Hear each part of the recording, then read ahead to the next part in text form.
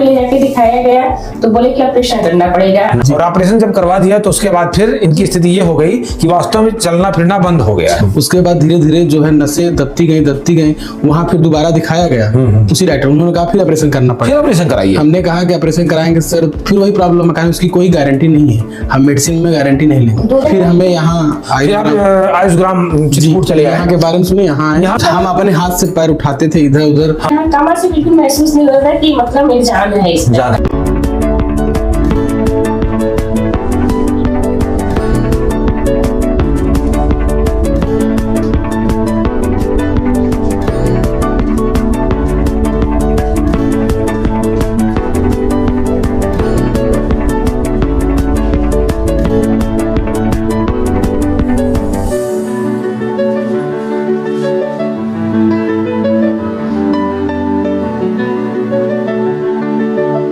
किसी ने कहा है कि जहां से एलोपैथ की सीमाएं समाप्त होती हैं, एलोपैथ की सीमाएं जहां से समाप्त होती हैं वहीं से आयुर्वेद प्रारंभ होता है।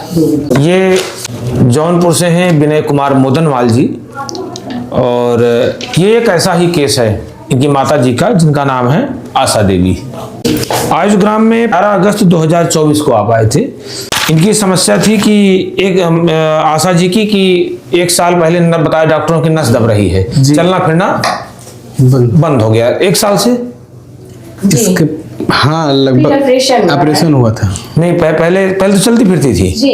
पहले चलती फिरती थी, फिर आपने ऑपरेशन करवा डाला जी, तो वो भी चलना फिरना बंद हो गया थी एकदम। 6 महीना तक ऑपरेशन के बाद 6 महीना तक ठीक थी, चल रही थी, इसके बाद फिर वही प्रॉब्लम चल रहा है। यानी ऑपरेशन पहले डॉक्टर ने बताया कि नस दब रही है, इसके बाद आप लोग ने ऑपरेशन, हम लोग जैसे जौनपुर में दिखाए थे, वहाँ पे कुछ इलाज चला, यहाँ पर कटे मतलब उमकटी की दवा वहाँ पे चला, वहाँ पे कुछ उकड़ा, फिर ये हुआ। कुछ लोग बोले कि मतलब इनको मतलब ये डॉक्टर को दिखाए, नस वाले डॉक्टर को, वहाँ पे ले जाके दिखाया गया तो बोले कि ऑपरेशन करना पड़ेगा। ऑपरेशन नहीं कराना पड़ेगा, पहली बात तो लेट हो गया बहुत ज्यादा।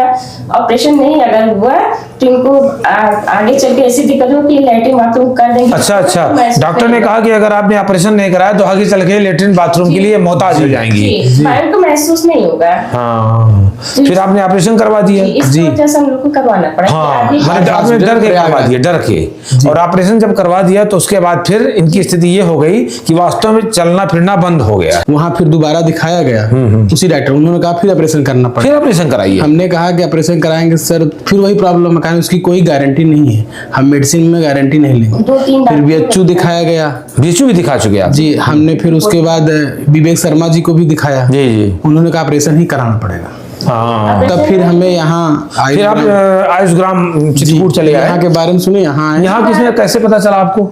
हमारे मार्केट के लोग, राजेश, जौनपुर के तो बहुत लोग यहाँ आते रहते हैं, तो उनको था। हाँ, तो इसके बाद राजेश थे यहाँ पर, राजेश जी, उनको लीवर की प्रॉब्लम थी, 80% डैमेज था। हाँ, अभी ठीक है वो भी। हाँ, वो ठीक है, मद्यपान करते थे पहले जी, और उससे लीवर पूरा खराब होगा। ठीक जी।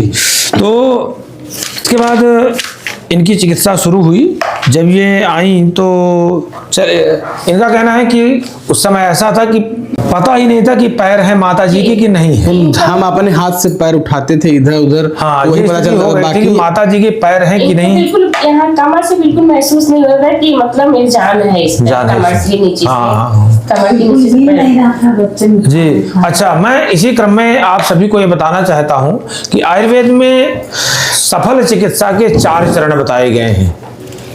विषक द्रव्यान उपस्थाता रोगी पाद चतुष्टयम।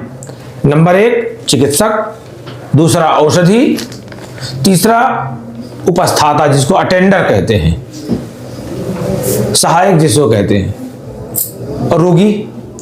ये 4 चरण बताए गए हैं। अगर चार पाद बताए गए हैं, अगर चारों कंप्लीट हैं तो सफलता मिल जाती है, साध्य रोगों में सफलता मिल जाती है। अब आयुर्वेद की दृष्टिकोण से पूरा तरह साध्य रोग था, लेकिन इनके अटेंडर इतने बढ़िया, इतने कि मैं तो इनकी बार बार प्रशंसा करूंगा। ये इनकी पुत्र वधू है, क्या नाम है आपको बेटा? रिंकी देवी। रिंकी नाम है, और इनके पति क्या नाम था? सूरज। ये दोनों पति पत्नी रिंकी और उनके पति सूरज, यानी आशा जी के बेटे और बहू इनकी सेवा करते थे। और मतलब मैंने देखा कि 15 दिन तक 20 दिन तक तो कोई आराम ही नहीं मिला। हाँ, थोड़ा सेंसेशन शुरू हो गया था, संवेदना शुरू हो गई थी, थोड़ा बल मिलना शुरू हो गया था, थोड़ा सा पैर टच करने लगी थी जमीन में। हाँ, पहले उठ के बैठ नहीं पाते, उठ के बैठने लगी। 3-4 दिन में दर्द कम हो गया। तब 15 दिन तो हम थे, उसके बाद हम चले गए, तब भैया आए थे। तो जब तक हम थे तब तक बहुत रिस्पॉन्स, सिर्फ दर्द कम हुआ, दर्द कम होना शुरू हो गया था। इसके बाद हमने इनको 3 सप्ताह यहाँ पर रुक करके चिकित्सा कराने की सलाह दी थी।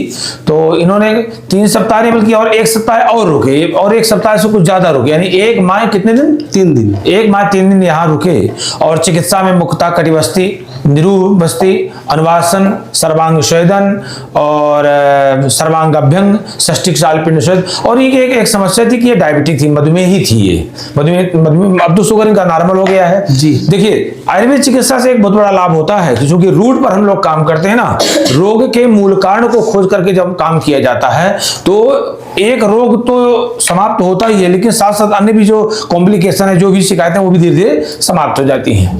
तो इनका जो शुगर था वो भी चला गया।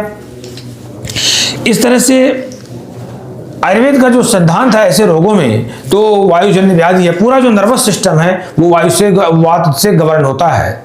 हमारे आयुर्वेद में 5000 वर्ष पहले, ये लोगों को पता नहीं है, लोग ध्यान नहीं देते हैं, सबसे बड़े न्यूरोलॉजिस्ट हुए जिनको हम वार्योविद कहते हैं। वार्योविद, चरक संहिता में उनका बहुत अच्छा वर्णन आया है। उन्होंने वात पर बहुत अच्छी चर्चा की है, बहुत अच्छी चर्चा की है। और ये वायुष्यंत्र तंत्र धरा प्रणेता च मनसा सर्वेन्द्रियाणाम उद्योजकः उच्चावचानाम चेष्टा च, ये सारी क्षेपता बहिर्मलानाम, ऐसी चीज बताई। और सर्वेन्द्रियाणाम उद्योजकः, बॉडी में जितनी भी ऊंची नीची जो भी चेष्टाएं होती हैं वो वात से गवर्न होती हैं। इसी सिद्धांत को लेकर के हम लोगों ने इनकी चिकित्सा किया और धीरे धीरे लाभ होना शुरू हो गया।